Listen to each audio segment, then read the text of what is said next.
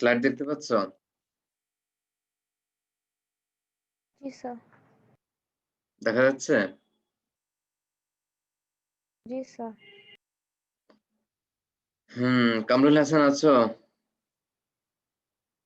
আছি। হুম, তোমরা যদিও ক্লাসটা খুবই ইন্টারেস্টিং বডিলার যে কনজিউমার সোসাইটির উপর যে বডিলার যে কনসেপশন সেটা আমাদের বোঝা দরকার। তো এবং যদি আমার মনে হয় তোমরা মাস মিডিয়া কোর্সে সোশিওলজি অফ মাস কমিউনিকেশন পড়েছো না? জি স্যার। হ্যাঁ, সেখানে মনে হয় বডিলা মনে হয় পড়ানো হয় নাই, তাই না? জি না স্যার। হুম? স্যার আমরা হ্যাঁ, কনজিউমারিজম এ বুঝেছি। পড়েছি স্যার। হ্যাঁ, ওটা হলো কনজিউমারিজম এর মধ্যে যেহেতু এটা কনজিউমার কালচার। কিন্তু আবার বডিলার basic theory actually mass media প্রোগ্রামের উপর। হুম? তো বডিলার দেখিয়েছে যে মাস মিডিয়া প্রোগ্রামের সাথে কনজিউমার কালচারের কি সম্পর্ক। সেই সেই জায়গাটা দেখেছেন। কেননা মাস মিডিয়া প্রোগ্রামকে দেখিয়েছিলেন ইন্ডিপেন্ডেন্ট ভেরিয়েবল হিসেবে। তো যাই হোক আমরা আলোচনা করব বডিলার মাস মিডিয়া প্রোগ্রামের উপর। গত ক্লাসে আমরা আলোচনা করেছিলাম আম অ্যাডভার্টাইজমেন্টের উপর। তো আজকে all over mass media programs মানে that means all kinds of programs. তো all kinds of programs of mass media এর কিভাবে কনজিউমার সোসাইটি তৈরি করে, কোন প্রক্রিয়ায় করে এবং এর ইফেক্টটা কি সেই জায়গাটা আমরা বোঝার চেষ্টা করব। এবং অ্যাম আমরা দেখি যে ১ম এ আমরা বোঝার চেষ্টা করব যে অ্যাম অ্যাম এই যে আমরা সবাই মিডিয়ার সাথে অ্যাটাচড, মিডিয়ার সাথে খুবই ঘনিষ্ঠভাবে কিন্তু আমরা জড়িত হয়ে আছি এবং মিডিয়ার ভাষা, ল্যাঙ্গুয়েজ আমাদের ব্যাপকভাবে প্রভাবিত করছে। তো অ্যাম আমরা জানি যে অ্যা এই যে মিডিয়া প্রোগ্রামের মধ্যে আমরা কি দেখি? আমরা শুধু অ্যাডভার্টাইজমেন্ট দেখি না। আমরা নিউজ দেখি বা নিউজ শুনি। তারপরে তোমার নাটক, সিনেমা থেকে শুরু করে বিভিন্ন প্রোগ্রাম, কালচার প্রোগ্রামের সাথে আমরা পরিচিত। তো সেই জায়গা থেকে তার বেসিক জায়গাটা কোন বিষয়টা বডিলার সেই জায়গাটা আমার দেখতে হবে। তো বডিলার কোন বিষয়টাকে বেশি এমফাসিস করেছেন? ১ম হলো স্পেকটেকল। স্পেকটেকল মানেটা হলো যে ওই যে এক্সপোজিং যেটাকে বলে মিডিয়া এক্সপোজিং বা মিডিয়া এক্সপোজার। তো স্পেকটেকলটা কি? স্পেকটেকলটা হলো যেটা আমরা আমাদের কাছে এক্সপোজ করা হয়, রিপ্রেজেন্ট করা হয়, ডেমনস্ট্রেট করা হয়। সেই ডেমনস্ট্রেশন এর জায়গাটাকে তিনি আ মিডিয়া মিডিয়া প্রোগ্রামের মধ্য দিয়ে আমরা বুঝতে পারি। তো এখানে যেটাকে ডেমনস্ট্রেট করা হয়েছে সেই প্রোডাক্টটা ইম্পোর্টেন্ট নাকি ডেমনস্ট্রেশন প্রসেসটা ইম্পোর্টেন্ট? হ্যাঁ, সেটা আসতেছে। এইজন্য তুমি দেখো না এই যে এখানে চার্টের মধ্যে আছে, হ্যাঁ? জি, যে জি। স্পেকটেকল এর ২ পাশে। এক পাশে হলো কমোডিটি সাইন আরেক পাশে হলো সিমুলেশন। ঠিক আছে? তো আমি এই জায়গাটা এজন্য আলোচনা করছি। স্পেকটেকল টা হলো আমরা যেমন ধরো তোমরা যেমন আমরা বলি টিভি স্ক্রিন, হ্যাঁ? এই টিভি স্ক্রিনটা হলো অ্যাকচুয়ালি আমরা it is the um TV screen is the screen of spectacle. ঠিক আছে? তো এর মানে টিভি স্ক্রিনটা কি? টিভি স্ক্রিনটা হলো এটা অ্যাম যেমন আমরা বলি অ্যা অ্যাড অ্যাম টিভি স্ক্রিনটা হলো actually it is the it is the এটাকে বলে it is the spec um uh it is the spectacle of images. ঠিক আছে? তো টিভি স্ক্রিনের মধ্যে আমরা বলি যে টিভি স্ক্রিনের মধ্য দিয়ে কিন্তু আমরা একটা ওভার এক্সপোজার দেখতে পাই। সেই ওভার এক্সপোজারটা কি? ওভার এক্সপোজারটা হলো ইমেজ। এই ইমেজটা নিয়ে আমরা আলোচনা করব যেটা কমোডিটি সাইন অ্যা তৈরি করে। তো ১ম এ আমরা যে জিনিসটা আলোচনা করব সেটা হলো মার্কসিয়ান জায়গা থেকে। মার্কস বলেছেন যে কমোডিটিকে কি করা হচ্ছে? কমোডিটিকে আমরা দেখি কমোডিটি আমাদের কাছে ইউজ ভ্যালু আসে কখন? After exchange value. ঠিক আছে? এর মানে কমোডিটির মধ্যে আমরা কি দেখতে পাই? কমোডিটির মধ্যে আমরা দেখতে পাই এক্সচেঞ্জ ভ্যালু। আমরা যখন পণ্য কিনি বা পণ্য আমাদের কাছে আসে, এটা একটা এক্সচেঞ্জ ভ্যালু আমরা দেখতে পাই। Then use value. তাহলে আমরা এক্সচেঞ্জ ভ্যালুর মধ্য দিয়ে সেটার একটা ইউজ ভ্যালুটাকে আমরা নিয়ে আসি। তো যেমন ধরো আমরা যেই অ্যা পণ্য ব্যবহার করি, সাবান থেকে শুরু করে যেসব পণ্য আমরা এখন ব্যবহার করি, এটা খাবারের হোক অথবা এটাকে বলে নন ফুড আইটেম হোক। তো এই যে পণ্যগুলোর মধ্যে আমরা এক্সচেঞ্জ ভ্যালু দেখতে পাই মানে হচ্ছে এর মধ্যে একটা ইকোনমিক, হ্যাঁ? এক ধরনের ইকোনমিক ব্যাপার রয়েছে, অর্থনৈতিক লেনদেনের বিষয় রয়েছে। তো তখন আমরা দেখি যে এক্সচেঞ্জ ভ্যালুটা আসে কোত্থেকে? প্রোডাকশন কস্ট থেকে। আমরা এটা জেনারেলি জানি। তো এখন আমরা যখন পণ্য কিনি তখন আমরা বলি যে এই পণ্যটা বেশি ব্যবহার করা যাবে না এইজন্য যে এটা এক্সচেঞ্জ ভ্যালু বেশি। এর মানে কি? যে এক্সচেঞ্জ ভ্যালু আমার ইউজ ভ্যালু কে ডিটারমাইন করছে। ঠিক আছে? তো যেমন ধরো আমরা ইকোনমিক সূত্রে কি বলা হয় যে যখন পণ্যের দাম বাড়ে তখন ওই পণ্যের ব্যবহারটা কমে।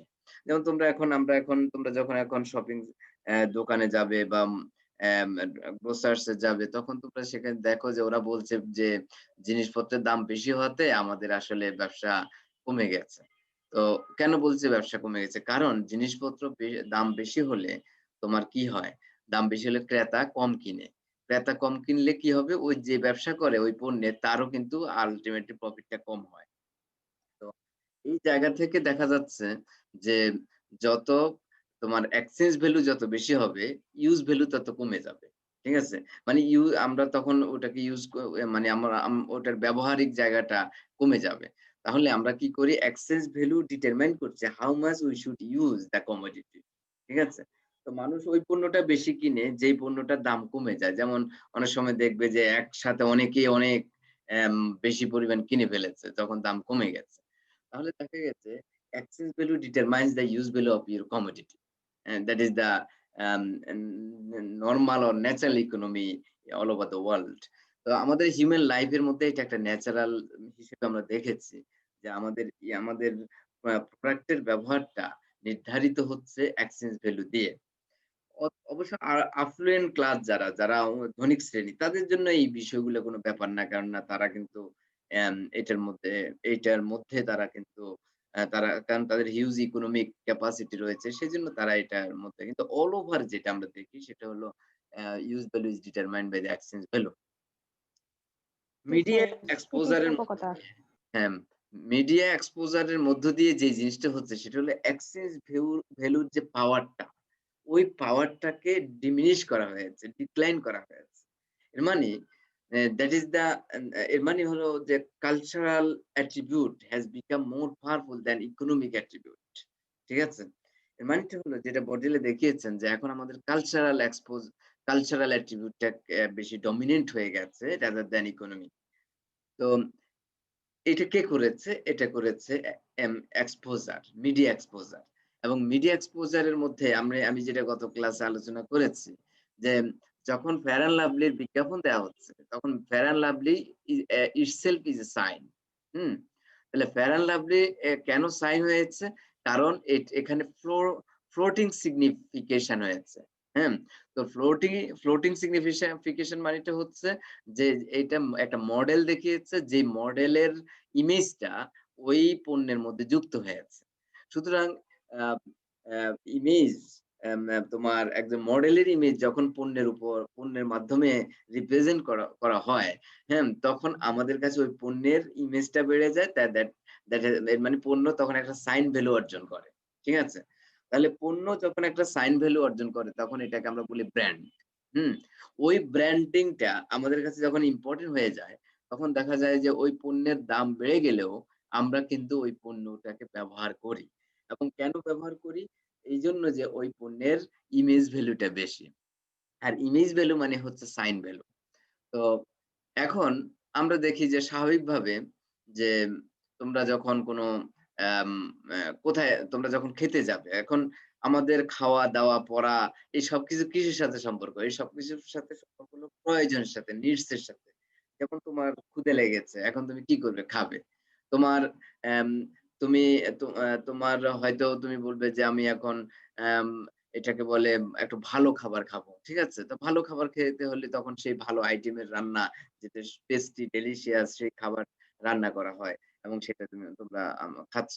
কিন্তু আবার পোশাক যখন পরিধান করবে সেটা কেন? নিজ থেকে। নিজ মানে হচ্ছে এখন শীতকাল, এখন শীতের পোশাক পরিধান করতে হবে।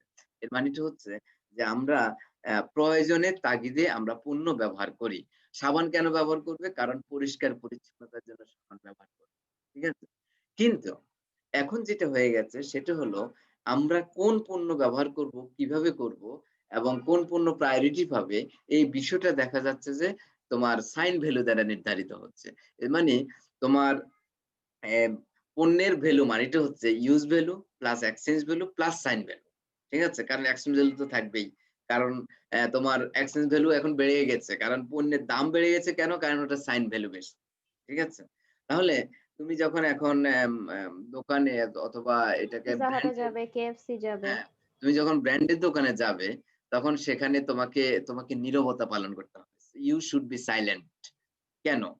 কারণ তুমি দেখবে যে যেমন আমি একবার বলেছিলাম একজনকে যে there is silent culture হ্যাঁ in commodity হ্যাঁ in capitalism sorry there is silent culture in capitalism তখন আমাকে বলল ব্যাপার কি সাইলেন্ট কালচার ক্যাপিটালিজম এর মধ্যে সাইলেন্ট কালচার আবার কোথায় ঠিক আছে তখন আমি বললাম যে সাইলেন্ট কালচার হলো যখন আমরা ব্র্যান্ডের দোকানে যাই হ্যাঁ তখন সেখানে ওই যে এক দর সবকিছু তো রেট ফিক্সড করা তো ফিক্সড করা যেহেতু সেখানে তো আমাকে সাইলেন্ট থাকতে হবে।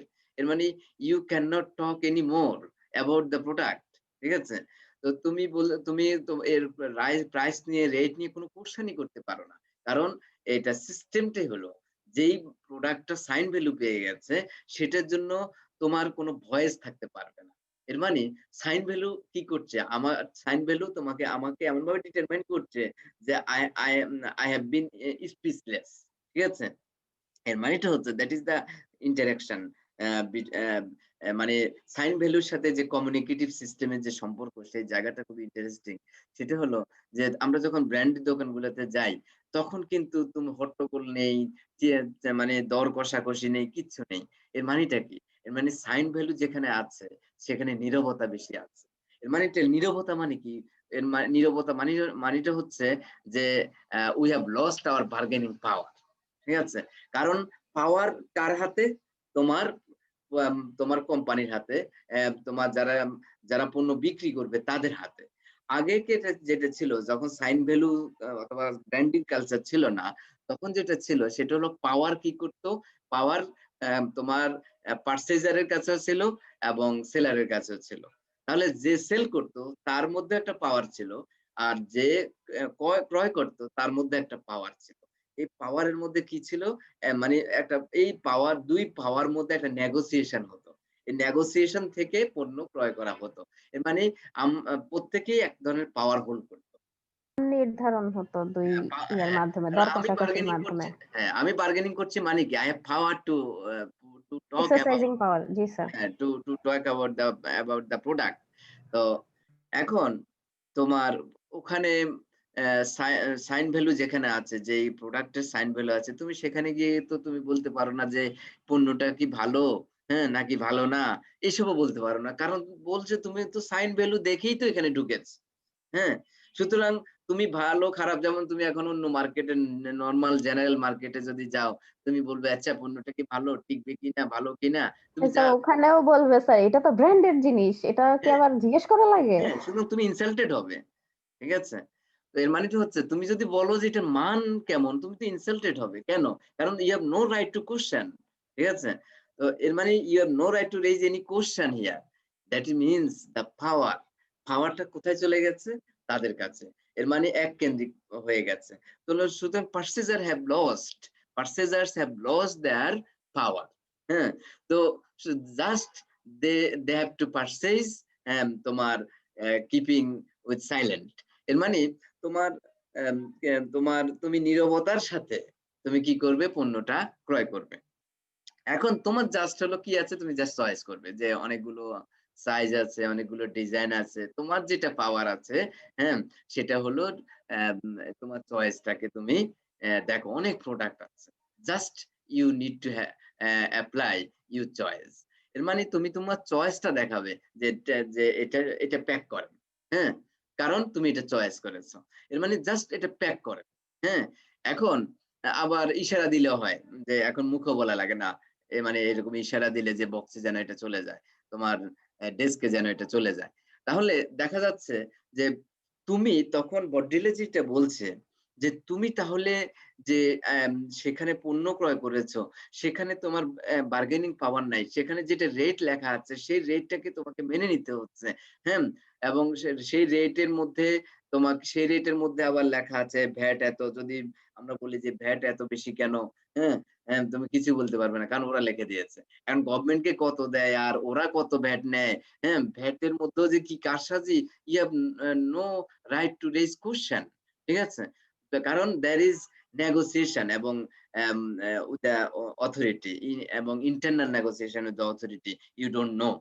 এর মানেটা হলো যখন একটা ব্র্যান্ড ভ্যালু এখানে যুক্ত হয়েছে বলে you have lost your voice. তো এই জায়গা থেকে আমরা যেটা দেখি সেটা হলো কমোডিটি সাইন। এটা কি করেছে? এটা যে হাইপার কমোডিফিকেশন তৈরি করেছে এবং হাইপার ডিফারেন্সিয়েশন তৈরি করেছে, হাইপার রিয়েলিটি তৈরি করেছে। তাহলে হাইপার রিয়েলিটি যেটা বটলিলার থিওরি যে হাইপার রিয়েলিটি মানে কি? হাইপার রিয়েলিটি মানেটা হচ্ছে যে তুমি আম আ তোমার আ ইট ইস নট অনলি রিয়াল, হ্যাঁ? এর মানে ইট ইস মোর দ্যান রিয়াল। এটা বটলিলা নিজে বলেছে, it is not only real, it is more than real. তুমি যখন একটা ব্র্যান্ডের কিছু কেনো তোমার কাছে মনে হয় it is not authentic, it is more authentic. কেন? আমি ব্র্যান্ডের পোশাক পরেছি। সো ইট গেটস অথবা ইট প্রোডিউসেস হায়ার প্রেস্টিজ। সুতরাং তুমি কেন বা আমি কেন ব্র্যান্ডের পোশাক পরি? কারণ আমি মনে করি যে আমি এখন প্রেস্টিজিয়াস কিছু কিছু গ্রহণ ব্যবহার করছি। তাহলে আগে ছিল প্রয়োজনের জায়গা থেকে মানুষ কিন্তু এখন মানুষ ক্রয় করছে প্রেস্টিজের জায়গা থেকে। তাহলে ব্র্যান্ড নেম মানে হলো প্রেস্টিজিয়াস। এখন দেখো তোমরা যখন বলবে যে আচ্ছা আমরা খেতে যাবো, রেস্টুরেন্টে খেতে যাবো। এখন কোথায় খেতে যাবে? এখন তুমি দেখো যে তুমি বা সবাই বললে যে আচ্ছা আমি ওই ব্র্যান্ডের রেস্টুরেন্টে খেতে যাবো। ঠিক আছে? স্টার কাবাবে যাবো। অথবা তুমি বলছো পিজ্জা হাটে যাব, পিজ্জা হাট তো আছেই। তারপরে কেএফসি তো যাব। হ্যাঁ, হ্যাঁ। তারপরে তোমার রেডিসনের সামনে হলে তো কোনো আর কথাই খুবই নেই। ভালো ঠিক কথা। আছে? জি। হুম। এখন যেটা হচ্ছে সেটা হলো যে বিষয়টা কোথায়? এটার মিনিংটা কি?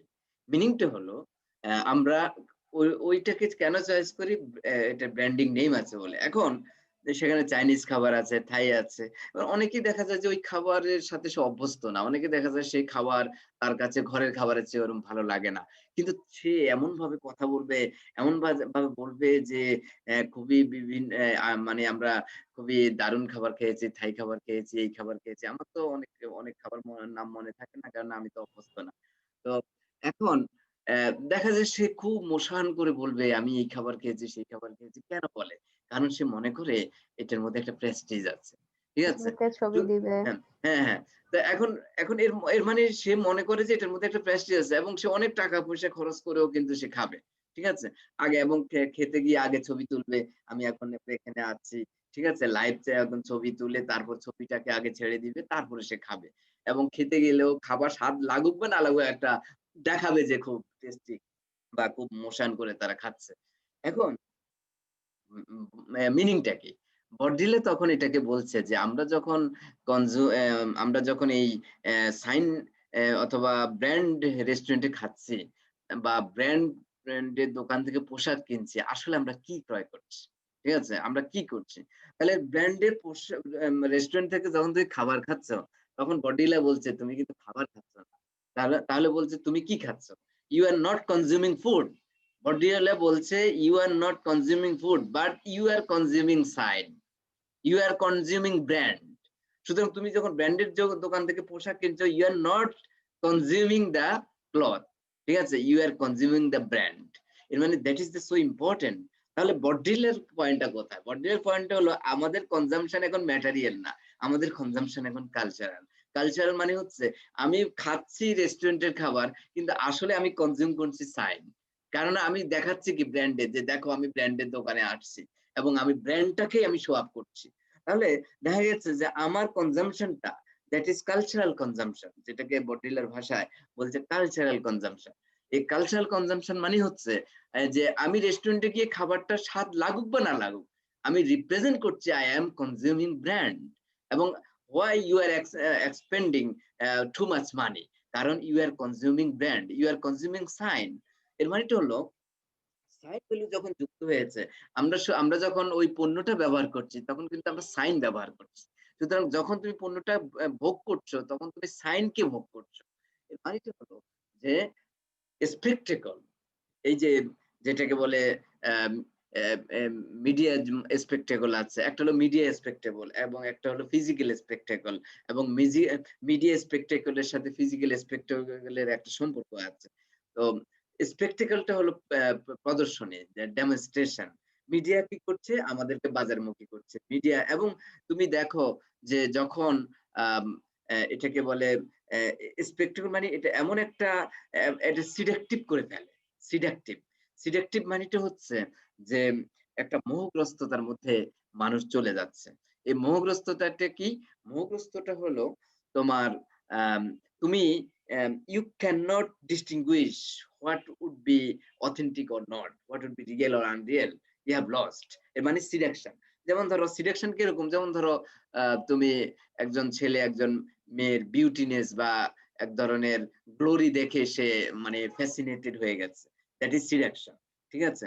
তো সিডাকশন এক ধরনের ইয়ার মতো হয়ে যায় যে আসক্তির মতো, অথবা এক ধরনের, যেমন ধরো সিডাকশনের যে অ্যানথ্রোপোলজিক্যাল যে এটা অরিজিনাল যে হিস্ট্রি, সেই জায়গাটা যদি আমরা দেখি যে যখন সিডাকশন বুঝতে হলে এই জায়গাটা আমরা যদি বুঝি, সেটা হলো আদম এবং হাওয়াকে যখন ইবলিস বলছিল যে তোমাদেরকে ওই বৃক্ষের কাছে যেতে কেন নিষেধ করেছে, হ্যাঁ? তখন বলছে তোমরা এই বৃক্ষের ফলটা যদি খাও তাহলে কি হবে? তোমরা চিরকাল বেঁচে থাকবে। হ্যাঁ? এর মানে long lasting living you will get. এর মানেটা হচ্ছে যে সিডাকশন মানে হচ্ছে মোহগ্রস্ততা করা। হ্যাঁ, মোহগ্রস্ত করা। যে বলছে এই ফলটা খেলে তুমি কি হবে? তুমি অনেকদিন বেঁচে থাকবে। এর মানে তোমার মধ্যে এক ধরনের সুখবাদিতা, হ্যাঁ? সুখবাদিতা আরোপ করা হয় যে তুমি অনেক সুখী হবে। তো সিডাকশন এর বিষয়টা এমন, যেমন আমরা অনেকে বলে যে না যে অনেকে প্রেম করে বা বলে যে একে পেলে আমি অনেক সুখী হব। That is seduction. That is not real. Hmm? দেখা যায় তুমি মনে করছো যে এই আকর্ষণীয় একে একে পেলে আমি সুখী হব। That is seduction. কিন্তু আসলে it is not real. Just it is imagination. কারণ এই ইমাজিনেশন আসছে সিডাকশন থেকে। ও বাহ্যিকতা দিয়ে তুমি আকৃষ্ট হয়েছো। এখন স্পেকটেকল যেটা করছে সেটা হলো এমনভাবে প্রদর্শনটা করছে, এমনভাবে আকর্ষণীয় করে টেকনোলজিক্যাল এই প্রোডাক্ট গুলোকে হাজির করা হচ্ছে, এমনভাবে ল্যাঙ্গুয়েজ গুলোকে ব্যবহার করা হচ্ছে, এমনভাবে সাজানো হচ্ছে। ঠিক আছে? এটার মধ্যে কি আছে? সিডাকশন আছে। যেমন ধরো তুমি আম নরমাল জুতার দোকানে যাবে, তখন সেখানে জুতাটাকে কেমন দেখায়? আর যখন তুমি অ্যাপেক্স এ যাবে, হ্যাঁ? ওই ব্র্যান্ডের শুয়ের দোকানে যাবে, তখন জুতোটাকে এমনভাবে সাজায়, মনে হয় যেন তোমার তাকাতে ইচ্ছে করে। ঠিক আছে? এবং বুক সেলফ এর মতো বই যেভাবে উপরে সেলফের মধ্যে রাখে, ওরা এভাবে এমন সুন্দর করে একেকটা জুতো একেকটা জায়গার মধ্যে প্লেস করে। এখন এমন সুন্দর করে রাখায়। আর যখন নরমাল জুতো সব একসাথে রাখা হয়। ঠিক আছে? ফলে ওটা সুন্দর দেখায় না। এখন স্পেকটেকলটা সিলেক্টিভ হয়ে যায় কখন? এমনভাবে ডিজাইন করে রাখা হয়। মানে ডেমনস্ট্রেশন স্টাইল। ঠিক আছে? তো ডেমনস্ট্রেশন স্টাইল এর মধ্যে কি রয়েছে? সিডাকশন। আর ব্র্যান্ড নেম যখন যুক্ত হয় তখন সিডাকশনটা আরো বেড়ে যায়। তাহলে এই যে যখন ব্র্যান্ড নেমটা বেড়ে যাচ্ছে, সিডাকশনটা বেড়ে যাচ্ছে, এবং এর মধ্যে যেটা যুক্ত হচ্ছে সেটা হলো অবসসেনিটি। অবসসেনিটি মানে কি? অবসসেনিটি মানেটা হচ্ছে যেটা আমি তোমাদেরকে অ্যাম যে অবসসেনিটি মানে হচ্ছে যেটা আমি তোমাদেরকে গত ক্লাসে বলেছিলাম যে সেক্সুয়াল ভাইব্রেশন তৈরি করা। ঠিক আছে? এখন তুমি দেখো যে নায়িকা নায়িকার একটা সাইন, ঠিক আছে? অথবা অ্যাক্ট্রেস অথবা অ্যাক্ট্রেস একটা সাইন, অ্যাক্টর একটা সাইন।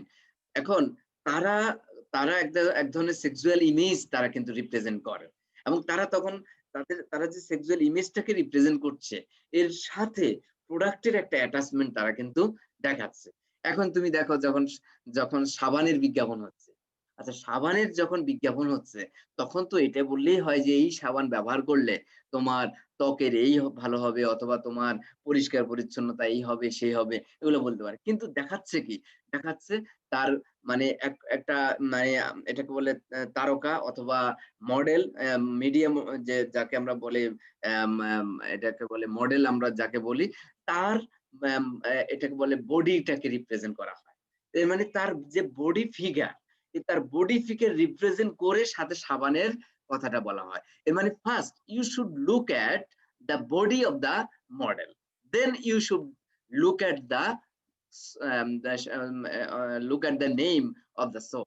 এর মানেটা হচ্ছে তুমি যখন এটাকে বলে তুমি যখন যে পণ্যের কথা বলা হচ্ছে, যেমন ধরো এটা কি বলে ডাব অথবা ফেয়ার অ্যান্ড লাভলি অথবা সানসিল্ক, এগুলো যখন বলা হচ্ছে তাদের বডিটাকে কিভাবে রিপ্রেজেন্ট করে, কারণ বডিটাকে আগে রিপ্রেজেন্ট করে, দেন পণ্যটাকে রিপ্রেজেন্ট করে। এর মানেটা হলো যে এক ধরনের অবসিনিটি, হ্যাঁ, এক ধরনের, এটাকে আমরা বাংলায় বলি অশ্লীলতা। তো এই যে অবসিনিটির মধ্য দিয়ে তাহলে স্পেকটেকলের মধ্যে আমরা কি দেখতে পাই? স্পেকটেকল আমাদেরকে সামনে হাজির করে অবসিনিটি, এবং এই অবসিনিটি হাজির করে আমাদেরকে সিডাকটিভ করে ফেলে। সুতরাং তোমার এই যে তোমার হিন্দি সিরিয়ালে তারা যে পোশাকগুলো পরিধান করে, এই পোশাকগুলোর মধ্যে কি থাকে? পোশাকগুলোর মধ্যে একটা তোমার প্রদর্শনী থাকে, এবং সেখানে অনেক অলংকারও তারা পরিধান করে। কেন? এটা কিন্তু সাথে সাথে ওই প্রোগ্রামের সাথে সাথে বিজ্ঞাপন, ঠিক আছে? এখন যখন কোনো তারকারা কোনো কালচার অনুষ্ঠান করবে, হ্যাঁ, তখন তারা কিন্তু ওই তোমার এটাকে বলে নেগোশিয়েটেড হয়ে তো কোনো ব্র্যান্ডের পোশাক কিন্তু পরে আসে। কেন? কারণটা হলো ওটা যেন অনুসরণীয় হয়ে যায়। তাহলে দেখা যাচ্ছে যে সিডাকশন আসতেছে মডেলিং এর মধ্য দিয়ে। তাহলে মডেলিং এর মধ্য দিয়ে সিডাকশন আসছে, এবং তোমার পণ্যের সাথে মডেলিং এর একটা যে সম্পর্ক, সেই সম্পর্কটা করে আমাদেরকে কিন্তু এক ধরনের হাইপার ডিফারেন্সিয়েশন, হাইপার কমোডিফিকেশন কিন্তু তৈরি করা হচ্ছে। হাইপার ডিফারেন্সিয়েশনটা কি? হাইপার ডিফারেন্সিয়েশনটা হলো যে it is not only different, it is quite different. এর মানে it is not only different, মানে তুমি যে পোশাকটা বা যে পণ্যটা ব্যবহার করছো, it is not only different, it is quite different. Why it is quite different? কারণ এটার মধ্যে সাইন ভ্যালু যুক্ত হয়েছে, এটার মধ্যে ইমেজ যুক্ত হয়েছে, এটার মধ্যে পাখি ড্রেসের কথা আমরা কেন বলি? কারণ এটার মধ্যে সাইন যুক্ত হয়েছে। Pakhi dress is the hyper differentiation. তাহলে আমরা বলি কেন পাখি ড্রেসটা হাইপার ডিফারেন্সিয়েশন? কারণ ইট ইজ কোয়াইট ডিফারেন্ট। কেন quite different? It is not different on account of for the cause of quality, not for the cause of price, economic value, exchange value, but for the cause of sign value. তাহলে এই যে hyper কমোডিফিকেশন, আমরা যে কমোডিফাইড হয়ে গেছি, হ্যাঁ, যেমন ধরো এখন আমরা এখন টুরিস্ট প্লেসে যাব।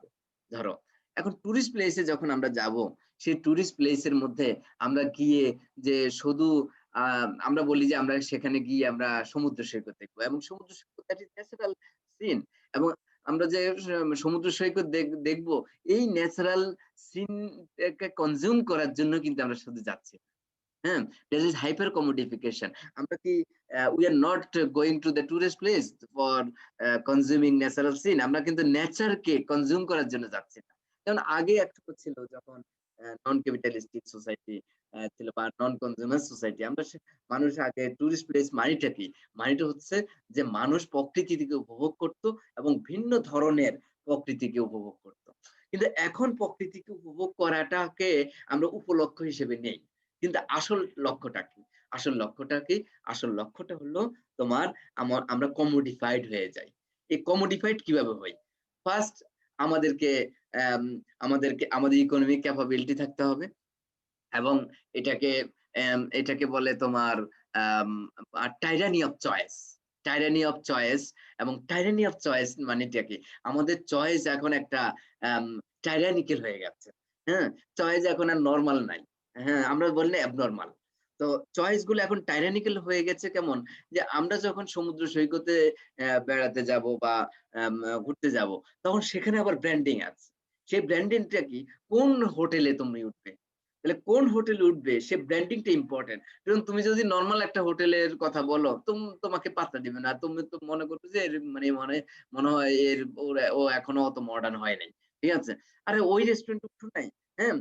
এখন এই যে তোমার তোমার যেই রেস্টুরেন্টের মধ্যে লাক্সারিয়াসনেসটা বেশি, যে রেস্টুরেন্টটা বেশি, যে হোটেলটা বেশি লাক্সারিয়াস, সেই হোটেলে উঠেছো কিনা, যে হোটেলটা অনেক বেশি, মানে যেখান থেকে কোন হোটেলটা বেশি তোমার মানে কোনো ব্র্যান্ডিং বেশি পায়, যেটা সমুদ্রের বেশি কাছে, ঠিক আছে, এবং ওখান থেকে তুমি সমুদ্রকে দেখতে পাও, ঠিক আছে? তা এর মানে হলো ব্র্যান্ডিংটা তৈরি করা হয়েছে, এবং সেখান থেকে তোমার সেখানে অ্যাক্সেস ভ্যালু, কিন্তু সেটা একটা ব্র্যান্ডিং তৈরি হয়ে গেছে। যখন ব্র্যান্ডিং তৈরি হয়ে গেছে, তখন you are not consuming the natural scene, you are consuming the brand. তাহলে ওখানে that is hyper commodification, you are commodified. এবং দেখা যাচ্ছে প্রকৃতির সৌন্দর্য উপভোগের চাইতে দেখা যাচ্ছে যে আম, তোমার এটাকে বলে নিজেকে রিপ্রেজেন্ট করা এবং নিজের প্লিজারটাকে, এই প্লিজারটা not only natural but also biological, যেটা আমি তোমাদের বলছি। দেখা যাচ্ছে যে তার আম, তার লাভ রিলেশনটাকে অথবা যেটাকে আমরা অ্যাকচুয়াল লাভ রিলেশন না, এবং যেটা অ্যাকচুয়ালি বায়োলজিক্যাল, যেটা আমি তোমাদেরকে বলছি ইনস্টিংচুয়াল লাভ। তো এই ইনস্টিংচুয়াল যে লাভ, সেই জায়গাটাকে এক ধরনের সেই জায়গাটাকে একটু রিহার্সাল দিয়ে আসার জায়গাটা হলো টুরিস্ট সেন্টার। তা এখন এই জায়গাটার মানেটা হচ্ছে যে আমরা কিন্তু সেখানে গিয়ে তুমি কেনাকাটা করবে, সেখানে গিয়ে ভালো ভালো জিনিসপত্র কিনবে, সেখানে গিয়ে ভালো রেস্টুরেন্টের খাবার খাবে। এর মানেটা হচ্ছে যে আমরা এবং ওটার মধ্যেই আমরা একটা অসাধারণ একটা আনন্দ অনুভব করি, এবং সাথে সাথে সমুদ্র সৈকতে বসে তারা তাদের অ্যামিউজমেন্টের সিন গুলো তারা তোমার ছেড়ে দেয়। এখন এর মানেটা দ্যাট ইজ হাইপার ডিফারেন্সিয়েশন। এখন এই কোভিড এর সময় দেখা যাচ্ছে যে সে কোথাও ঘুরতে গিয়ে বিভিন্ন ডিজাইন ছবি, এবং তোমার কেউ আছে যে হাজবেন্ডের সাথে গিয়েছে অথবা প্রেমিকের সাথে গিয়েছে। সাধারণত প্রেমিকের বিষয়তে হাইট থাকে বলে সেটা ছাড়ে না বর্তমান সোসাইটির কারণে। কিন্তু বিয়ে হয়ে গেলে বা কাপলের ছবিগুলো কি করছে তারা, তোমার এটাকে বলে টাইটানিকের মতো করে যদি কোথাও উঠে, তখন টাইটানিক স্টাইলের ছবি তোলে। হ্যাঁ, ছবি তোলে সেটা আবার ফেসবুকে ছেড়ে দেয়। এখন এই ছেড়ে দেওয়া মানে কি? That is hyper differentiation. এর মানে উই আর এনজয়িং, এর মানে we are enjoying differently, hyper differently. এর মানে hyper differentiation, it is not only different but more different, but quite different. এই যে hyper differentiation, that is hyper reality. তো এই যে কমোডিটি সাইন কি করছে, আমার হাইপার ডিফারেন্সিয়েশন, হাইপার কমোডিফিকেশনের দিকে নিয়ে গেছে। এখন যেটা হয়ে গেছে যে এটা বাড়ছে কিভাবে? বাড়ছে সিমুলেশন এবং সিমুলাক্রার মধ্য দিয়ে। সিমুলেশন এবং সিমুলাক্রা মানেটা কি? সিমুলেশন মানেটা হচ্ছে যে always we are imitating, we are following the image of the program of the TV অথবা the cultural programs। আমরা কি করছি? কালচার প্রোগ্রাম থেকে আমরা শিখছি, এবং কালচার প্রোগ্রামে যে ল্যাঙ্গুয়েজ গুলো বলছি সেগুলো শিখছি, যে সাইন গুলো দেখানো হচ্ছে সেগুলো শিখছি। এখন সেখানে আবার মিডিয়া প্রোগ্রাম সম্পর্কে পড়লে তখন বলছে যে কালচার প্রোগ্রাম গুলো কি হচ্ছে, কালচারাল যে প্রোগ্রাম অথবা মিডিয়া প্রোগ্রামের যে অথেন্টিসিটি, সে অথেন্টিসিটি এখন কি হয়ে গেছে? দুর্বল হয়ে গেছে। সিমুলাক্রাটা হলো যে এখন অনেক নান্দনিক আকর্ষণীয় করে দেখানো হচ্ছে, টেকনোলজিক্যালি অনেক বেশি জাঁকজমক করে প্রোগ্রাম গুলোকে দেখানো হচ্ছে, কিন্তু it has lost it's originality. এখন দেখো অনেক বেশি মুভি দেখানো হচ্ছে, টেলিভিশন মুভি দেখানো হচ্ছে, অথবা তোমরা ইউটিউবে অনেক মুভি এখন দেখতে পারো। এখন তোমরা দেখো যে মুভিগুলো দেখানো হচ্ছে, যে গানগুলো শোনানো হচ্ছে, যে এগুলোর মধ্যে জাস্ট টেকনোলজিক্যাল ফ্লেভার, গ্ল্যামার এগুলো কিন্তু যুক্ত হয়েছে, কিন্তু অরিজিনালিটি হারিয়েছে। কন্টেন্টও নাই স্যার। হ্যাঁ, অরিজিনালিটি হারিয়েছে কেন? কারণ এখানে তোমার বড়দিলা বলছে যে একটা কালচারাল রিসাইক্লিং হচ্ছে। কালচারাল রিসাইক্লিং মানে কি? কালচার রিসাইক্লিং মানেটা হচ্ছে এক ধরনের পুরনো জিনিসটাকে কি করা হচ্ছে? পুরনো জিনিসটাকে তোমার একদম মেকানিক্যাল করে, স্কিল ব্যবহার করে, টেকনোলজিক্যাল ফ্লেভার ব্যবহার করে, স্কিল ব্যবহার করে, তোমার মডিফাইড করে আগের জিনিসটাকেই তোমার তুলে ধরা হচ্ছে। এবং যেমন ধরো এটাকে কি বলে, তোমার গাছ থেকে কি হয়? কাগজ হচ্ছে এখন। অথবা তোমরা দেখছো যে যেই জিনিসগুলো আমাদের কাছে গার্বেজ মনে হচ্ছে, এগুলো আবার সেই কোম্পানিতে, সেই ইন্ডাস্ট্রিতে চলে যাচ্ছে। দ্যাট ইজ, ওগুলো আবার রিসাইক্লিং হয়ে আসবে। এর মানেটা কি? এর মানে হলো যেটাকে আমরা বলছি পুরাতন, যেটাকে আমরা হয়তো বলি গার্বেজ, অথবা যেটা আমরা বলছি নতুন কিছু চাই, ওটা নতুন হয়ে আসে, কিন্তু সেটা পুরাতন। এখন ওই যে তোমাদের বলছে না ফেয়ার অ্যান্ড লাভলি, এখন আসছে নতুন নামে। কি নামে আসছে? Glow and lovely. হ্যাঁ, গ্লো অ্যান্ড লাভ। যত নাম হোক, ল্যাঙ্গুয়েজ ব্যবহার করুক, আসলে এটা কালচারাল রিসাইক্লিং। ঠিক আছে? এটা আসলে রিসাইকেল হয়ে আসছে। এটা আসলে তেমন কিছু না। একটু এখানে এখানে হাজারো ফুলের সুবাস, এখানে লেবুর রস পাবে, লেবুর মানে পুষ্টি পাবে, যত কিছুই বলা হোক না কেন, জাস্ট এগুলো কালচারাল রিসাইক্লিং। তো এই কালচার রিসাইক্লিং এর মাধ্যমে যেটা আসে, তোমাকে বলা হচ্ছে এটা new, it is not new, it is not new, just হচ্ছে যে পুরনো জিনিসগুলোকে রিসাইকেল করা হচ্ছে, তোমার টেকনোলজিক্যাল ফ্লেভার দেওয়া হচ্ছে, একটু ভিন্ন স্কিল ব্যবহার করা হচ্ছে, স্কিলটাকে দিয়ে মডিফাইড করে, দ্যাট ইজ মডিফাইড, হ্যাঁ, দ্যাট ইজ নট অরিজিনাল। তাহলে আমরা যত মুভি দেখি এখন সব দেখবা যে একই বিষয়, ঠিক আছে, বিষয় এক, হ্যাঁ, জাস্ট কিছু একটু ডিজাইন একটু চেঞ্জ করে ফেলে, গল্পটা একটু সামান্য চেঞ্জ করে আমাদের সামনে হাজির করা হয়। শুধু এই কারণে এখন নাটক তৈরি করা খুব সহজ, নাটক সিনেমা তৈরি করা খুব সহজ, কারণ রিসাইক্লিং হয়ে আসছে। তাহলে আমরা দেখি পুরাতন যে মুভিগুলো আছে স্যার, হ্যাঁ হ্যাঁ পুরাতন যে মুভিগুলো আছে এখন সব নতুন করে হচ্ছে স্যার। হ্যাঁ হ্যাঁ এবং এবং ইভেন আমাদের বাংলা মুভিগুলো যেগুলো, অনেকগুলো হিন্দি মুভিকে ফলো করা, হিন্দি মুভি অনেকগুলো তোমার বলিউড হলিউডকে ফলো করা। তাহলে এখন দেখা যাচ্ছে যে একে অন্যকে ফলো করছে, ঠিক আছে, দ্যাট ইজ সিমুলেশন। এবং আমাদের movie, our movies are simulated from Indian movie. তাহলে এবং এটা আমাদের কাছে হাজির হচ্ছে সিমুলাক্রা হিসেবে। সিমুলাক্রাটা হলো দেখ খুবই লুক্রেটিভ, খুবই ডিজাইনেবল, হ্যাঁ, খুবই আকর্ষণীয়, খুবই রিএনচ্যান্টিং, হ্যাঁ, মানে প্রলুব্ধ করার মতো, কিন্তু আসলে তেমন কিছু না। তাহলে রোমিও জুলিয়েট কালচার, হ্যাঁ, সেটা তোমার রোমিও জুলিয়েট কালচার এসে হাজির হয়েছে টাইটানিকের মধ্যে। তো সুতরাং আগের যে প্রেম কাহিনীগুলো সেগুলো হাজির হয়েছে এখানে। এখন আমরা যেটা রিসাইক্লিং করে একটু যেমন বলে না যে মানে একটু কিছু উপাদান যুক্ত করা হয়েছে, উপাদান যুক্ত করা হয়ে একটু ভিন্ন ফ্লেভার আনা হয়েছে, যে না রোমান্টিক লাভ এখন একজনের সাথে না, ত্রিভুজ প্রেমের মধ্যে এখন চলে গেছে, ঠিক আছে। তো সুতরাং এই জায়গার মধ্যে একটু চেঞ্জ করে তোমার নিয়ে আসা হয়েছে, আসলে চেঞ্জ না, আসলে ওদের যে নর্মস ভ্যালুজ মিডিয়ার সেগুলো কিন্তু ঠিকই রয়ে গেছে, সেটা হলো অবসেনিটিটাকে রিপ্রেজেন্ট করা। শুধু মেকআপ চেঞ্জ হয় স্যার। হ্যাঁ হ্যাঁ, তো অবসেনিটিটাকে রিপ্রেজেন্ট করা। মুভির মাধ্যমেও তো স্যার অ্যান্টি সোশ্যাল বিষয়গুলোই তুলে ধরছে, কারণ হচ্ছে মুভির ভেতরেই দেখতে পাচ্ছি যে নায়িকাকে যখন নায়ক কিছু একটা উল্টাপাল্টা কমেন্ট করতেছে সেটা ওকে, কিন্তু বাইরের কেউ করতে পারবে না। কিন্তু আলটিমেটলি যেহেতু একজন কাউকে চিনে না, না চেনা অবস্থায় একটা কমেন্ট করা, এই বিষয়টাই তো একটা অ্যান্টি সোশ্যাল কাজ না স্যার? হ্যাঁ হ্যাঁ জিনিসগুলোই তো স্যার দেখা যাচ্ছে যে এমন ভাবে তুলে ধরতেছে যে ওখানে আমরা দেখে ভাবতেছি হ্যাঁ ঠিকই আছে, ওটা তো কোনো বিষয় না, আমার কাপড় নিয়ে তো আমাকে কমেন্ট করতেই পারে, আমার ফেস নিয়ে আমাকে কমেন্ট করতেই পারে। মুভির যে বিষয়গুলো স্যার, এগুলো তো আমাদের সমাজ থেকেই নেওয়া স্যার। আচ্ছা, এটা কেমন হয়ে গেল, দাঁড়াও,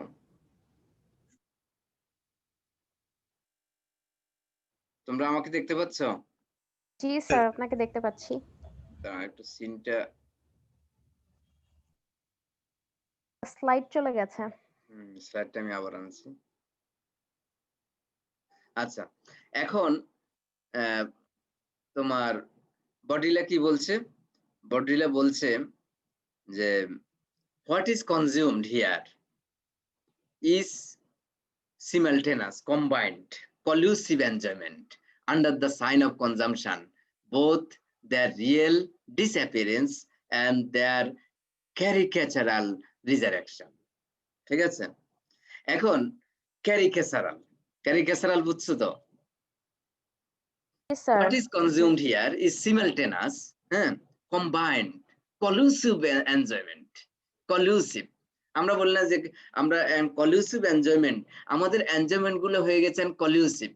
আর collusive মানেটা হচ্ছে যে এনজয়মেন্ট মানেটা হচ্ছে যে আগে যে একটু রোমান্টিক ফ্লেভারের মধ্যে থাকবে তা না, এটা অনেক বেশি ওভার, এটাকে বলে এটা এমন বেশি এনজয়মেন্টটা এত বেশি কলিউসিভ হয়ে গেছে যে তোমরা দিহানের বিষয়টা তো তোমরা জানো, ঠিক আছে।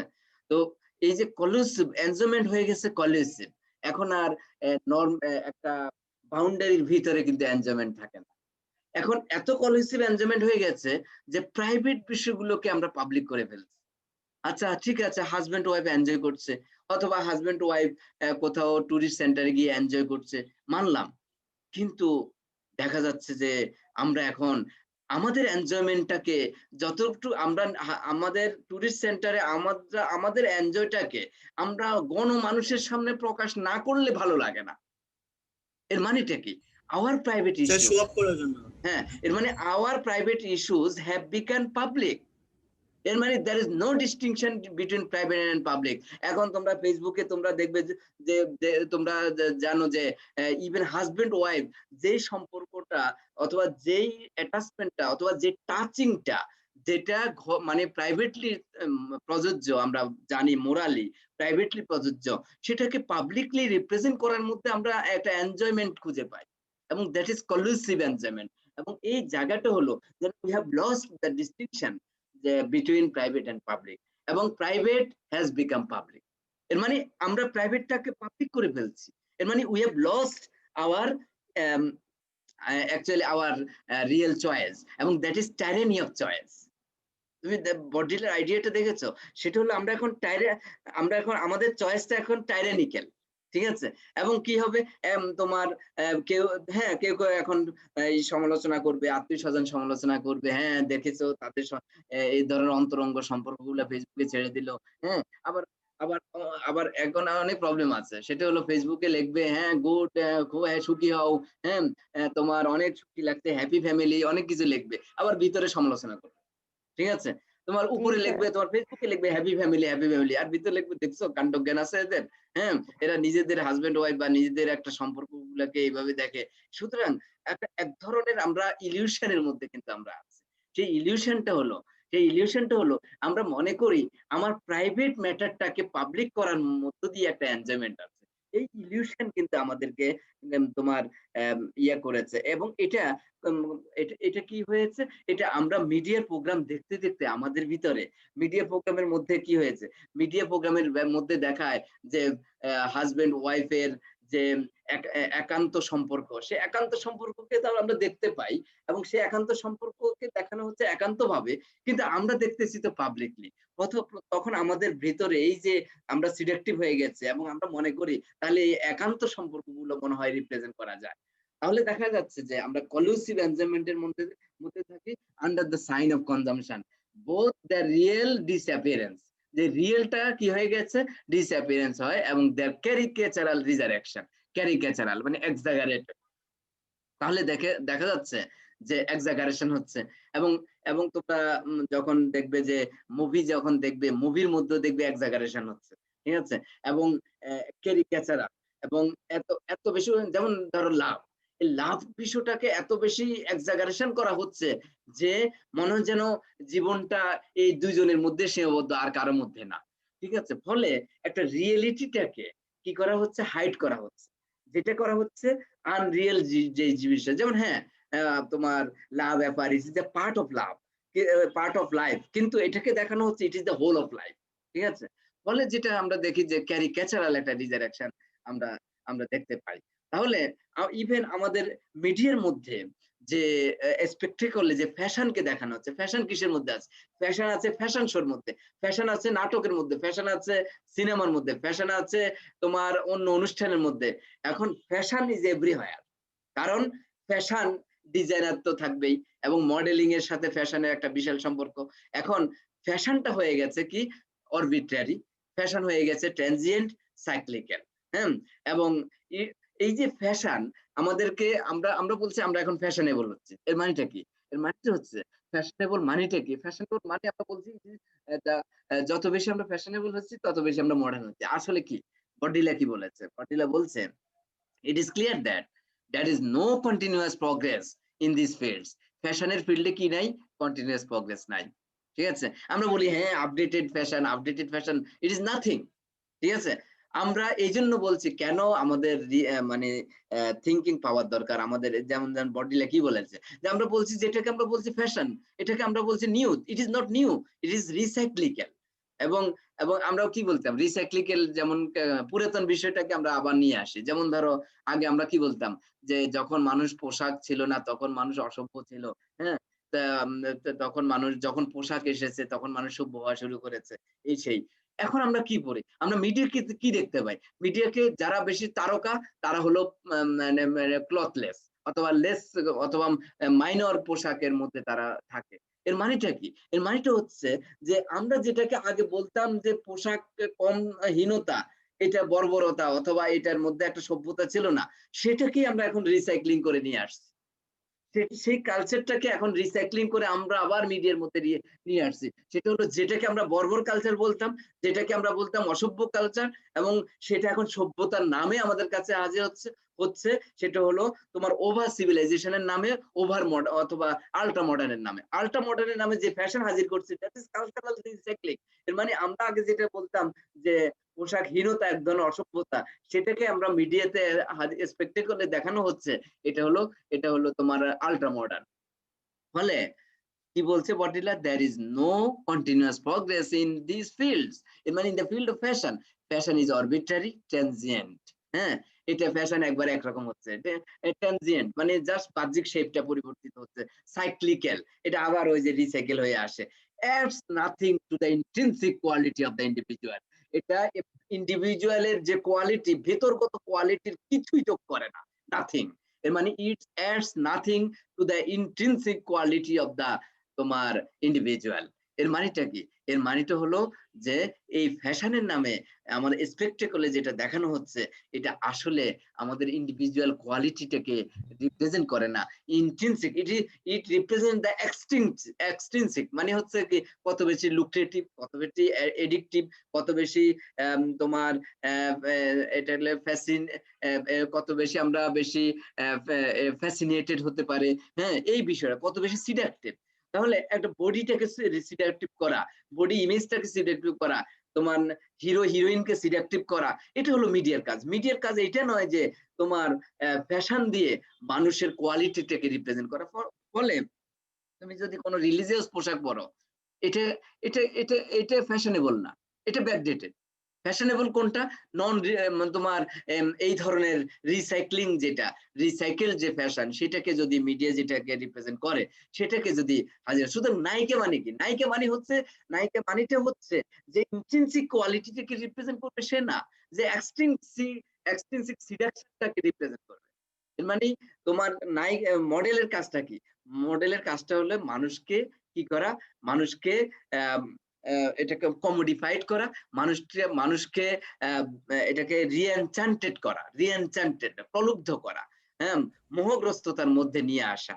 তাহলে it is not a rational process of accumulation of scientific knowledge but a non-rational social process of consumption.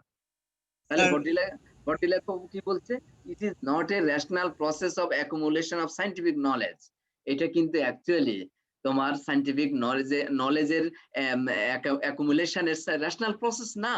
তাহলে আমরা দেখছি যে আধুনিকতার মধ্যে সায়েন্টিফিক নলেজের যে একটা রেশনাল অ্যাপ্লিকেশনের কথা আমরা বলি, বাট বটিলা কি বলছে? But A non rational social process of consumption. আমরা যে এখন সোশ্যাল প্রসেস অফ কনজাম্পশনের মধ্যে আছি, এটা বটিলা বলছে that is non rational, indissociable from all the others. তাহলে আমরা দেখি যে যে কনজিউমার কালচারের মধ্যে আমরা আছি, এই বিষয়টা হলো আমরা অ্যাকচুয়ালি কিসের মধ্যে আছি? আমরা অ্যাকচুয়ালি নন রেশনাল অ্যাকশনের মধ্যে আছি, ইরেশনাল অ্যাকশনের মধ্যে আছি, যেটা মডার্ন তোমার মিডিয়ার মধ্য দিয়ে আমরা সেই ধারণাগুলো বা ইমেজগুলো আমরা দেখতে পাই। তো এখানে তোমরা দেখো এই যে অবসিনিটি এন্ড সিডাকশনের থেকে কি আসছে? রিএনচ্যান্টিং প্লে অফ ইলিউশন। এক ধরনের ইলিউশন তৈরি করা হচ্ছে। যেমন ফ্রয়েড এর আগে বই লিখেছিল religion the future of illusion, যে সে রিলিজিয়ন ইলিউশন হিসেবে দেখিয়েছে। কিন্তু বটিলা কি দেখিয়েছে? বটিলা দেখিয়েছে যে কনজিউমার সোসাইটি যেটা এন্টি রিলিজিয়াস, যে কনজিউমার সোসাইটি যেটা এন্টি রিলিজিয়াস কনজিউমার সোসাইটি, সেই কনজিউমার সোসাইটিকে বলছে যে এটা মিডিয়া, এটার সাথে এটা আসছে মিডিয়ার মধ্য দিয়ে, ইমেজ গুলো তৈরি করে দিচ্ছে মিডিয়া, এবং সেটা কি তৈরি করছে? ইলিউশন তৈরি করছে। এবং তুমি দেখো যখন একজন এটাকে বলে ম্যাজিক, হ্যাঁ, ম্যাজিক্যাল যে প্রেজেন্টেশন, সেটার মধ্যে কি দেখা যাচ্ছে? সেটা হচ্ছে সে যে নায়ক খুব অ্যাট্রাকটিভ, হ্যাঁ, সে নায়কের সাথে কেউ পারে না। যে নায়ক সে অ্যাট্রাকটিভ, তার সাথে কোনো সমস্ত শত্রু ম্যাসাকার হয়ে যায়, এবং একটা ইলিউশন করে দেখানো হচ্ছে। মানেটা হচ্ছে যে নায়ক হলো খুবই ফিজিক্যালি খুবই স্ট্রেংথ আছে এবং ফিজিক্যালি খুব পাওয়ারফুল, হ্যাঁ। এর মানে একটা ইলিউশন দেখানো হচ্ছে, that is not connected with the reality. এর মানে এবং কনজিউমার যে কালচার, এই কনজিউমার কালচারের মধ্যে যে হ্যাপিনেস দেখানো হচ্ছে, এই হ্যাপিনেসের সাথে কিসের সম্পর্ক? ইলিউশনের সম্পর্ক। আসলে এটা আমাদেরকে মোহগ্রস্ত করে, এটা আমাদেরকে এক ধরনের হ্যালুসিনেশনের মধ্যে নিয়ে যায়, হ্যালুসিনেশন অফ রিয়েলিটি। তাহলে এটা কিভাবে হচ্ছে? Dissolution of TV into life, dissolution of life into TV. মানে আমরা টিভি এবং আমাদের জীবন, এর মানে মিডিয়া স্পেকটেকল, এটা আমাদের জীবনের সাথে এত বেশি অ্যাটাচড হয়ে গেছে যে আমরা মিশে গেছি। যেমন যারা ঈশ্বরের আরাধনা করে তারা বলে কি যে আমি খোদার সাথে মিশে যাচ্ছি। হ্যাঁ, যদিও মিশে যাওয়া সম্ভব না, কিন্তু বলছে কি আইডিয়াগত ভাবে বলছে আমি খোদার সাথে যেন মিশে যাচ্ছি ধ্যান করে। দ্যাট ইজ আমরা কিন্তু আমাদের লাইফস্টাইল এখন এমন হয়ে গেছে যে dissolution of TV into life and dissolution of life into TV, এবং এটা আসছে সিমুলেক্রা থেকে। লাইফ সেটা অ্যাকচুয়ালি যে আনহ্যাপি লাইফে উই ডোন্ট নো। আমরা যেটাকে বলছি মরিচিকা। হ্যাঁ, মরিচিকা। আমরা আমি তো একটা কাব্য লিখেছি মনে আছে, মধু মরিচিকা, এবং এটা বোঝানোর জন্য। সেটা হলো আমরা হ্যালুসিনেটেড হচ্ছি। হ্যালুসিনেটেড মানেটা হচ্ছে যে এটা হ্যালুসিনেটেড মানে আমরা এটা মধু মরিচিকা মানে হচ্ছে মনে হয় এটা আকর্ষণীয়, হ্যাঁ, কিন্তু আসলে এটা মরিচিকা। তাহলে মনে হয় যেন এটা মধুময়। আমরা বলি না যে টুরিস্টের মধ্যে যে ওরা কি আরাম কি সুখে আছে, হ্যাঁ, টুরিস্ট সেন্টারে আমরা এগুলো বলি না। ধরো তুমি বলছো হয়তো কেউ এরকম টুরিস্ট সেন্টারে যেতে পারছে না, কেউ বিদেশে গিয়ে ছবি তোলে, ছবি পাঠায়, হ্যাঁ আমরা খুব হ্যাপি লাইফ, হ্যাপি ফ্যামিলির মধ্যে আছি, ঠিক আছে। এখন আমরা একটা মরিচিকার মধ্যে আছি, সেটা আমরা মনে করি দে আর সো হ্যাপি, হ্যাঁ, ওপারে স্বর্গ সুখ আমার বিশ্বাস, ঠিক আছে। আমরা মনে করি যে ওরা খুব সুখে আছে, কিন্তু তুমি জানো না ওদের মধ্যেও কনফ্লিক্ট আছে। এই আমি না বলছি ওই ব্র্যান্ডিং এ রেস্টুরেন্টে থাকতে যেতে তুমি ওখানে যাও নাই কেন? আমি কখনো তুমি আমার আশা পূরণ করো নাই, ঠিক আছে। আমি না তোমাকে এখানে নিয়ে আসছি, এখানে নিয়ে আসছি, এটা কি আশা পূরণ না? কিন্তু একটা ইমেজ তো থাকতে হবে। আমি যে একটা ব্র্যান্ডিং রেস্টুরেন্টে উঠবো সেটা তো হলো না, মনের আশা কখনো তো পূরণ করো নাই। কিন্তু ভেতরে ইন্টারনাল কনফ্লিক্ট হয়ে যায়, এই বিষয়গুলো কিন্তু আমরা জানি না। তাহলে আমরা কি দেখি? আমরা দেখি অ্যাকচুয়ালি আমরা বাহ্যিকভাবে যেটাকে বলি হ্যাপিনেস, যেটাকে বলছি আমরা, জানো তোমরা ফেসবুকে লেখো হ্যাপি ফ্যামিলি যেমন লেখো, এগুলো জাস্ট হলো জাস্ট কিডিং। কিন্তু এই বিষয়গুলো হচ্ছে জাস্ট একটা হ্যালুসিনেশন, হ্যাঁ। এবং এমনও হতে পারে, যেটা আমরা অনেক সময় হয়তো তোমরা রিসার্চ করেও দেখতে পারো, এমনও হতে পারে যে আই ডোন্ট নো, এটা হাইপোথেসিস হতে পারে। দেখা যাচ্ছে যে যাদের ফ্যামিলিতে একটা কনফ্লিক্ট বেড়ে গেছে, হুট করে তারা একটা সুখী হ্যাপি ফ্যামিলির একটা মোমেন্টের একটা ছবি ছেড়ে দেবে। এর মানেটা হলো যে এটা হাইড করছে দে আর আনহ্যাপি। তাহলে উপরে উপরে দেখাচ্ছে যে উই আর হ্যাপি, বা এটা দিয়ে তার হাইড করছে আমরা যে আনহ্যাপি, এটা হাইড করছে। তাহলে আমরা দেখি যে that is hallucination of reality. তাহলে যেটা রিপ্রেজেন্ট করা হচ্ছে সেটা কিন্তু তোমার রিয়েলিটি না। এই এই হ্যালুসিনেশন অফ রিয়েলিটি কি করছে? আমাদের বাউন্ডারিটাকে কোলাপস করছে, রিয়েল আনরিয়েলের যে বাউন্ডারি এটাকে শেষ করে দিচ্ছে, পাবলিক প্রাইভেটের যে বাউন্ডারি সেটা শেষ করে দিচ্ছে, এবং আমরা আনরিয়েলটাকে রিয়েল মনে করছি, হ্যাঁ, এবং যেটা রিয়েল সেটাকে আনরিয়েল মনে করছি। ফলে দেখা যাচ্ছে তোমার একজন নারী, একজন মেয়ে দেখা যাচ্ছে কার প্রতি আকৃষ্ট হচ্ছে? যে বখাটে ছেলের প্রতি আকৃষ্ট হচ্ছে। এখন বখাটে ছেলের প্রতি আকৃষ্ট হচ্ছে কেন? সে বাহ্যিকভাবে মনে করে মনে হয় খুবই আমাকে সুখে রাখতে পারবে, হ্যাঁ, ও যেভাবে তাকার ভঙ্গিটা কি, সে মনে হয় যেন আমাকে ছাড়া কিছু বোঝে না। আসলে সে তোমাকে বোঝে না, তোমার বাহ্যিক স্কিনটা দেখেছে, বাহ্যিক চেহারাটা দেখেছে, তোমাকে দেখে নাই। সুতরাং সে এর মানেটা হচ্ছে যে আমরা যেটাকে মনে করি রিয়েল, সেটা যে আনরিয়েল সেটা আমি মনে করি না। যেটাকে মনে করি সোর্স অফ হ্যাপিনেস, সেটা যে সোর্স অফ আনহ্যাপিনেস, এটা আমরা বুঝি না। এর মানেটা হচ্ছে আমরা রিয়েল আনরিয়েল এর যে ডিস্টিংশন, এটা কোলাপস হয়ে গেছে। পাবলিক এবং প্রাইভেটের যে ডিস্টিংশন, সেটা কোলাপস হয়ে গেছে। কি চলছে? সেটা হলো অল সোশ্যাল এক্সক্লুশন। আমাদের আইডেন্টিটি ক্রাইসিস হয়ে গেছে, ভ্যালিডেশনের কোলাপস হয়ে গেছে। ভ্যালিডেশন এগুলো প্রত্যেকটা ব্যাখ্যা করা, কিন্তু এর সময় এত কম যে পারছি না। All social exclusion and total alienation. All social exclusion. আমরা সোশ্যাল এক্সক্লুশন মানেটা কি?